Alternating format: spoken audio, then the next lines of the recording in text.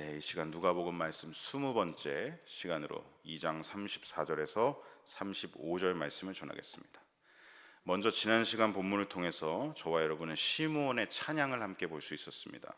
시므온은 두 가지를 찬양했죠. 첫 번째는 아기 예수님을 통해 자신에게 주신 말씀이 성취된 것을 감격스럽게 찬양했습니다.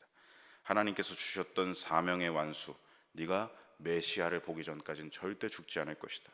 그 사명이 이루어지는 것을 감격 속에서 찬양을 했고, 그리고 두 번째는 이제 자신을 넘어서 온 세상의 모든 사람들이 구원의 빛으로 나아갈 수 있게 되었다. 이 아기 예수님을 통해서 구원으로 나아갈 수 있게 되었다라는 것을 감격 속에 찬양했습니다.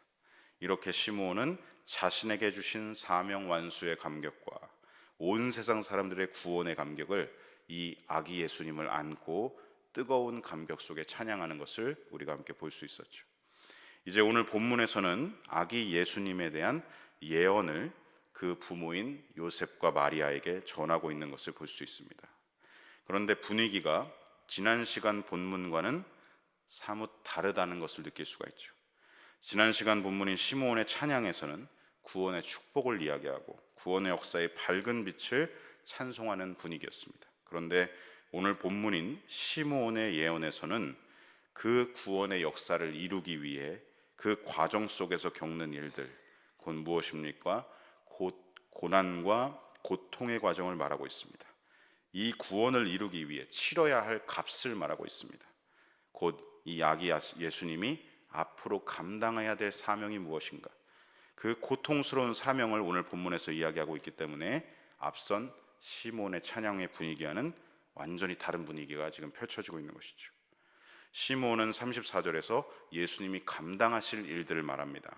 그리고 35절에서는 예수님이 그 일들을 감당하실 때 마리아가 겪게 될 일들을 예언하고 있습니다. 먼저 우리 34절 말씀을 화면을 통해서 함께 읽어보겠습니다. 시므온이 그들에게 축복하고 이스라엘 중 많은 사람을 패하거나 흥하게 하며 비방을 받는 표적이 되기 위하여 세움을 받았고, 시므온은 말하고 있습니다. 첫 번째, 예수님은 이스라엘 중 많은 사람을 패하거나 흥하게 할 것이다. 예수님으로 인하여서 사람의 인생은 둘로 나눠진다는 것을 지금 말하고 있는 것이죠. 어떻게 나눠집니까? 패하는 인생과 흥하는 인생으로 나눠진다는 말입니다. 예수님이 오심으로 인하여서 어떤 사람은 구원에 참여하는 자가 되는 반면에 어떤 사람은 어떻게 된다는 것입니까? 구원을 끝내 거부하고 멸망으로 향하기 때문이죠. 여기서 패하다라고 번역된 헬라어 원어는 푸토시스라는 단어입니다. 우리 화면을 좀 띄워주시면 감사하겠습니다. 푸토시스의 뜻은 넘어짐, 무너짐을 뜻합니다. 이 단어는 예수님이 하신 비유의 말씀, 곧 말씀을 따르지 않는 사람은 모래 위에 지은 집과도 같다라는 말씀을 기억하시죠?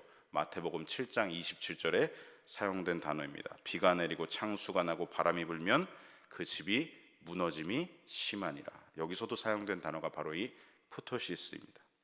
즉 말씀에 순종하지 않는 자들은 곧 세상의 여러 풍파들과 세상의 일들로 인하여서 그 삶이 무너질 수밖에 없다라는 말씀인 것이죠.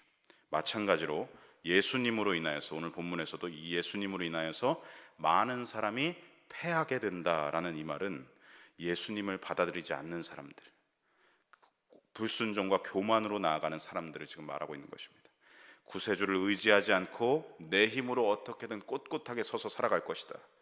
자기가 자기 인생의 주인 된 사람들, 죄의 본성대로 살아가는 사람들, 이들은 결국 예수님을 구원자로 받아들이지 않기 때문에 결국 어떻게 된다는 것입니까? 비참한 무너짐의 삶, 넘어짐의 삶을 살 수밖에 없다는 것입니다.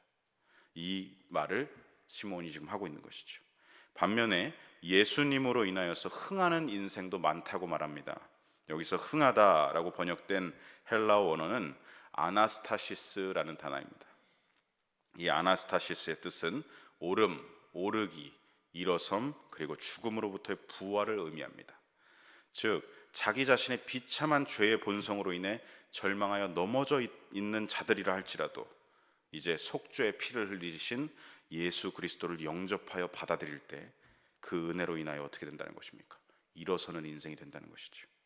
죽음과 절망으로 가던 그 길에서 다시 일어나서 이제 부활 생명으로 살아가는 승리의 인생이 된다는 것입니다.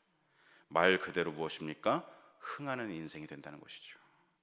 성도 여러분, 이것이 바로 복음의 선명한 진리입니다. 복음은 여러분 결코 모호하지 않습니다. 모호하게 설명할 필요도 없습니다. 극명하게 갈리는 것이죠.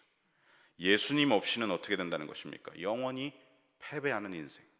그러나 예수님을 영접하는 자에게는 구원이 있다. 흥하는 인생이 된다. 극명하게 지금 갈리고 있지 않습니까?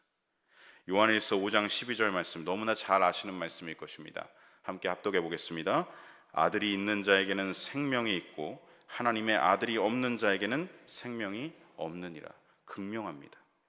예수님을 받아들이는 자에게는 지금 처한 자리가 어디든지, 지금의 상황이 어떠하든지 상관이 없습니다. 왜냐하면 비참한 자리와 비참한 상황에 있다 한들 그 자리에서, 그 상황에서 예수님을 받아들이면 예수님으로 인하여 그 자리를 박차고 그 상황이 깨어지고 다시 일어나는 인생이 되기 때문이죠. 예수님을 영접하는 자는 흥하는 인생이다. 무엇입니까? 부활의 인생이 된다. 죽음에서 생명으로 옮겨진 인생이 된다. 승리하는 인생이 된다는 것입니다. 세상이 감당할 수 없는 사람이 되는 것이죠. 더 이상 죄악과 사단이 정죄할 수 없는 사람이 된다는 것입니다. 여러분, 그것이 진정으로 흥하는 인생이죠. 비참한 자리에서 예수님을 만났다면 이제 거기서 딛고 일어날 일만 남았습니다. 어두움에서 빛으로 일어난다는 것이죠. 혹여 사람들에게 치이면서 받아왔던 그 상처들이 증오가 되어서 그 증오가 내 인생을 올가매고 있어도 예수님을 영접하면 어떻게 된다는 것입니까? 그 증오의 쇠사슬은 끊어지고 서로 사랑하게 된다는 것이죠. 찬송가의 가사를 기억하시지 않습니까?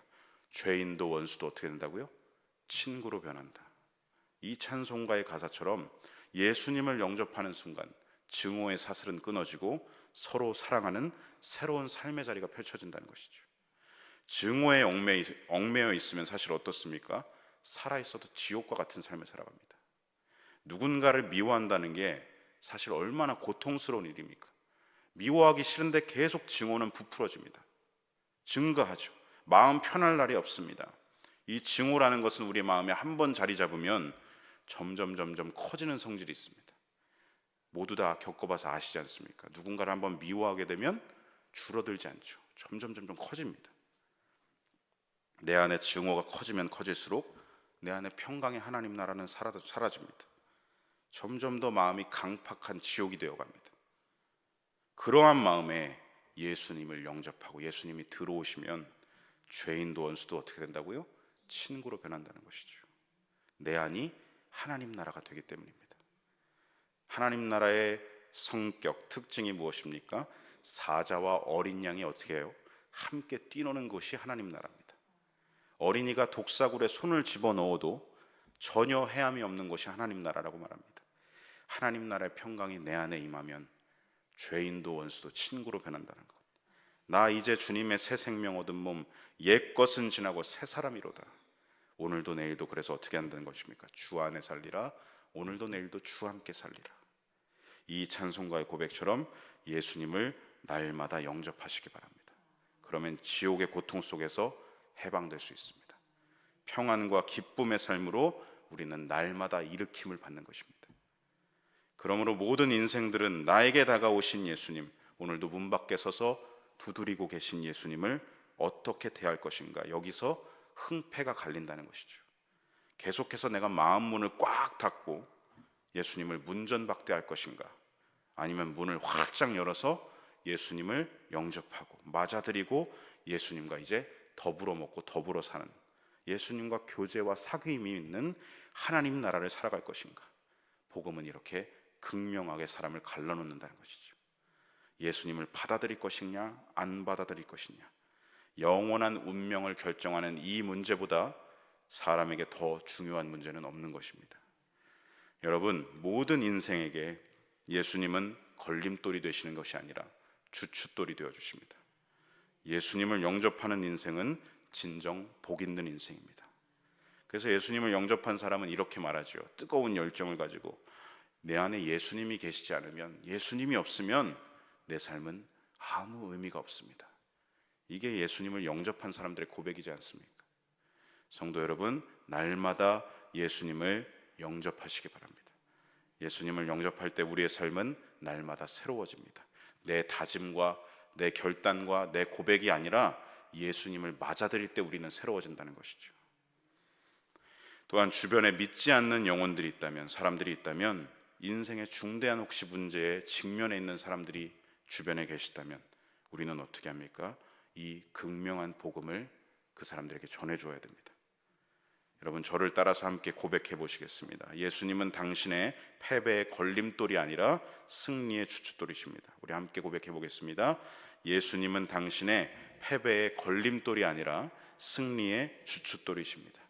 이것을 내 안에 늘 선포하시고 주변 영혼들에게, 중차대한 문제를 가지고 있는 영혼들에게 늘 전해주시고 선포하시기 바랍니다.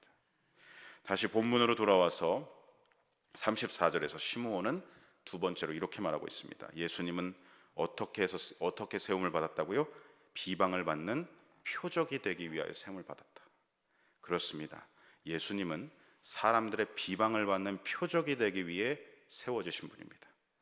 이 예언에 의하면 비방받기 위해 세워지신 분이기 때문에 세상으로부터 비방받는 것은 당연하다는 의미를 또한 가지고 있죠.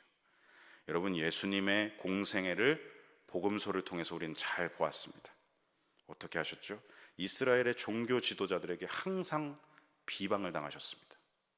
저 예수를 어떻게 죽일까 하며 꾀했던 자들이 계속 예수님 근처에서 따라다녔습니다.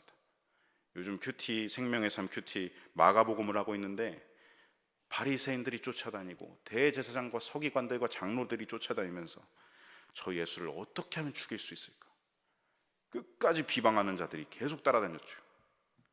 그리고 그 비방의 절정이 어디서 나타났습니까? 십자가 형벌에서 나타났죠.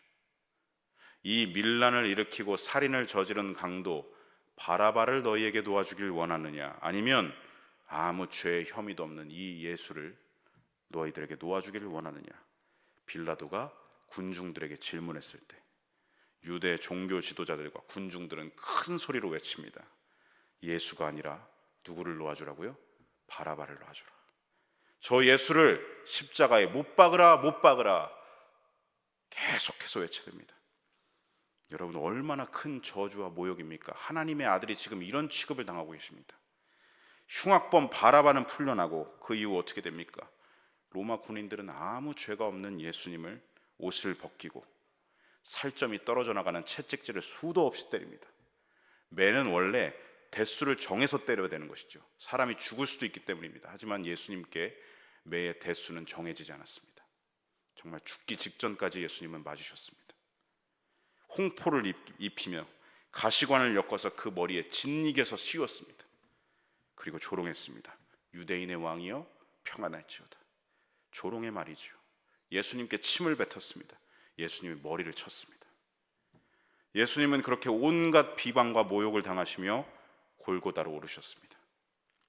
그리고 인간이 만든 가장 잔인무도한 우리 뒤에 있는 이 사형틀, 십자가에 달리셨습니다. 예수님은 그렇게 이 시므온의 예언대로 비방을 받는 표적, 골고다 위에 십자가로 세워지셨습니다. 여러분, 이것을 보면 어떻게 해야 되겠습니까? 우리가 예수님을 따르는 참 그리스도인들은 자기 십자가를 짊어지는 것이죠. 자기를 부인하는 참 신앙인이라면 예수님처럼 세상으로부터 비방받는 것입니다. 세상으로부터 반대에 부딪히는 것은 시므온의 예언처럼 당연한 일입니다. 세상으로부터 반대받을 것을 우리는 예수님을 영접한 순간 각오해야 합니다. 세상 가치관과 반대 정신인 십자가의 정신으로 살아가기 때문이죠. 그러나 여러분, 요즘 오늘날의 그리스도인들, 우리 한국 교인들 어떻습니까? 십자가 정신으로 살아가지 못해서 조롱받습니다. 세상으로부터 질타를 받습니다. 우리가 오해해서는 안 됩니다. 예수님의 길을 진정 따라갈 때 오는 비방과 조롱이 아니라 예수님의 길을 살아가지 못해서 말로만 예수님 따른다고 하잖아. 교회 다니는 사람들, 그 조롱과 질타는 우리가 받아들여야 됩니다. 그리고 우리 스스로 하나님 앞에, 십자가 앞에 서야죠. 내가 십자가의 길을 따르지 못했습니다. 회개하고 자복하며 자정하는 것으로 나아가야 되는 겁니다. 그러나 정말로 예수님을 따라서 자기 십자가를 지고 자기를 부인하는 신앙인이 받는 핍박과 조롱과 멸시는 여러분 어떻게 해야 되겠죠? 인내함으로 버텨야 합니다. 끝까지 오래 참으로, 예수님처럼 그 오래 참음으로 나아가는 것이 맞는 것이죠. 주님 다시 오실 때 최후 승리를 얻기까지 말입니다. 성도 여러분, 언제나 예수님 따르기를 부인하지 마시고 죄의 본성에 이끌리는 내 죄의 본성을 부인하시기 바랍니다. 예수님 따르는 거 부인하지 마시고 내 안에 죄의 본성과 끝까지 싸우시기 바랍니다. 그게 바로 흥하는 인생입니다. 그게 바로 승리로, 부활로 나아가는 십자가의 길이라는 것을 늘 기억하시기 바랍니다. 이어서 마지막으로 35절 말씀 우리 함께 읽어보겠습니다. 또 칼이 내 마음을 찌르듯 하르니 이는 여러 사람의 마음의 생각을 드러내려 함이라 하시더라.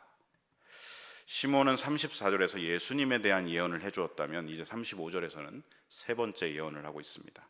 예수님의 어머니 마리아에 대한 예언을 지금 전하고 있죠. 또 칼이 네 마음을 찌르듯 하리니 라고 말합니다. 과거 마리아가 엘리사벳을 방문했을 때 엘리사벳은 마리아를 향해 축복해 주었습니다. 여자 중에서 당신이 가장 복된 여인입니다 라고 축복을 해주었죠. 그런데 오늘 본문에선 사가랴는 정반대의 말을 하고 있습니다. 마리아의 마음에 비수가 날아들어서 찌르는 듯한, 그 칼로 찌르는 듯한 큰 고통이 마리아 당신에게 있을 것이요 라고 예언해 주고 있습니다. 왜냐하면 앞선 34절 하반절의 예언대로 예수님이 사람들의 비방의 표적이 되시기 때문이죠. 여러분, 세상 그 어떤 부모가 자기 자녀가 비방받는 것을 보면서 마음이 편할 수가 있겠습니까? 게다가 예수님이 많은 사람의 비방거리가 될 뿐 아니라 그 비방의 절정, 이 십자가 형벌을 끝내 당하게 되시는데 그것을 모두 보고 있는 어머니의 마음을 한번 생각해 보십시오. 마리아의 마음은 찢어졌을 것입니다. 정말 칼로 찌르는 듯한 엄청난 고통을 느끼게 된다라는 예언이죠. 자식을 낳아 키우는데 이제 내 자식이 사람들의 손가락질의 대상이 되고, 게다가 모든 군중이 저자를 십자가에 못 박으라 라고 외치는 상황을 다 듣고 있습니다. 그 엄마의 심정을 여러분 어떻게 설명할 수가 있겠습니까? 아무 죄가 없는 내 자식이 산채로 십자가에 못 박히고 있는데 그걸 바라볼 수밖에 없는, 풀어줄 수가 없는, 지켜볼 수밖에 없는 그 엄마의 심정을 한번 생각해 보시기 바랍니다. 예수님이 못 박히실 때, 온 손목과 발목에 못이 박히실 때 마리아의 마음에도 똑같은 고통의 못이 박혔을 것입니다. 그리고 이것을 지켜보시는 또 한 분이 계시지요. 하늘에 계신 성부, 아버지 하나님이십니다.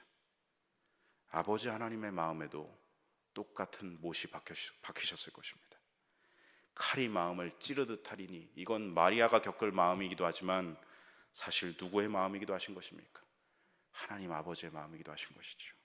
얼마나 아프셨겠습니까? 하나밖에 없는 성자 예수님이 그 십자가에 못 박히실 때 아버지 하나님도 그 고통을 온 마음으로 받아들이셨을 것입니다. 이 모든 고통의 십자가 사건으로 인하여 35절 하반절에 보시면 여러 사람의 마음의 생각이 드러나게 될 것이다 라고 시몬이 예언하고 있습니다. 이 말은 무엇이냐면 궁극적으로 이 십자가 고난과 고통의 이 사건으로 인해서 모든 사람들의 죄의 마음이 다 드러나게 될 것이라는 말입니다. 예수님 십자가 앞에 나는 의롭다고, 나는 죄가 없다고 여기는 자들의 그 교만의 실상들이 다 십자가 앞에 폭로된다라는 말을 시몬이 지금 예언해주고 있습니다. 이것이 오늘 시몬의 예언의 내용입니다. 무겁고 어둡지요. 오늘 말씀을 마무리하면서 오늘 주신 말씀을 저와 여러분에게 적용해 봅니다. 오늘 본문에 나타난 시몬의 예언은 우리에게 복음의 극명함을 보여주고 있습니다. 예수님 곧 복음은 모든 사람의 흥패를 가른다. 하나님의 아들은 영접하는 자에게는 승리가 있고 흥함이 있지만 반대로 아들을 거부하는 자에게는 패배, 넘어짐과 무너짐밖에 없다. 이 극명한 복음을 우리에게 주시기 위해서 예수님은 많은 사람들의 비방을 받는 표적이 되셨습니다. 조롱과 능욕과 수치의 자리에 타겟이 되셨습니다. 왜 그러셨습니까? 그러실 이유가 전혀 없으신, 죄가 없으신 예수님이 왜 그렇게 나아가셨습니까? 넘어져 있고 무너져 있고 가난과 어둠의 자리에 갇혀 있던 우리, 스스로를 건질 수도 없었고 스스로를 일으킬 수도 없었던 우리를 일어나게 하시기 위해서 그 자리로 나가셨습니다. 흥하게 하시기 위해서, 부요함을 주시기 위해서, 빛과 승리로 나아가는 인생 되게 해주시기 위해서, 그래서 홀로 비방의 표적이 되어 주셨습니다. 그리고 마침내 그 절정이었던 골고다 십자가에 매달아지셨습니다. 예수님의 고통을 생각해 보십시오. 마리아의 고통을 생각해 보십시오. 그리고 이 모든 것을 지켜볼 수밖에 없으신 하나님 아버지의 고통을 온 마음으로 한번 느껴보시기 바랍니다. 칼이 그 마음을 찌르는 듯 할 것이다. 이것을 모두 감내하시면서 우리를 위해 비방의 표적이 되셨습니다. 시므온의 이 예언은 하나님의 뜻을 명확하게 밝히고 있습니다. 궁극적으로 예수님의 십자가 앞에서 모든 인생들의 마음에 품고 있었던 그 교만의 죄, 우리 인간이 가진 원죄는 드러나고 밝혀지고 폭로될 것이다. 십자가는 하나님이 아니라 내가 주인 되어 있는 그 원죄, 우리 죄의 우리 원죄를 폭로하게 될 것이다 라고 말하고 있습니다. 여러분, 예수님이 달리신 이 십자가 앞에서 모든 인생들은 어떻게든 선택해야 합니다. 내 죄를 담당하신 예수님을 영접하고 흥함으로 나아갈 것이냐, 아니면 그 반대편으로 여전히 내 죄의 본성대로 사는 패배의 자리로 나아갈 것이냐. 여러분, 결코 이 복음 앞에 중간 지대는 없습니다. 극명합니다. 저와 여러분은 분명히 이 극명한 복음을 주변 영혼들에게 전해야 합니다. 그게 우리에게 주신 맡겨진 사명입니다. 우리만 신앙생활 하라고 이 복음 주시지 않았습니다. 이 극명한 복음을 제시하고 전하고 어떻게 할 것인지, 어떻게든 이 복음 앞에, 이 십자가 앞에 나와서 우리 함께 흥하는 인생이 되자고 우리는 끌어줘야 된다는 것이죠. 날마다 예수님을 또한 우리는 어떻게 됩니까? 성도들은 한 번만 영접하는 것이 아니라, 어제 조유현 전도사님 통해서 말씀 들으시지 않았습니까? 한 번만 우리가 예수님 영접하는 게 아니라 날마다 어떻게 해요? 예수님을 영접하는 삶을 살아야 합니다. 그게 흥함의 자리로 가는 삶, 승리의 자리로, 부활의 자리로 나아가는 삶이죠. 칼이 찌르는 듯한 십자가 고난이 우리 인생은 이것을 피할 수가 없습니다. 어떻게 보면 예수 그리스도를 따르는 모든 사람들의 숙명과도 같은 것이 고난과 고통입니다.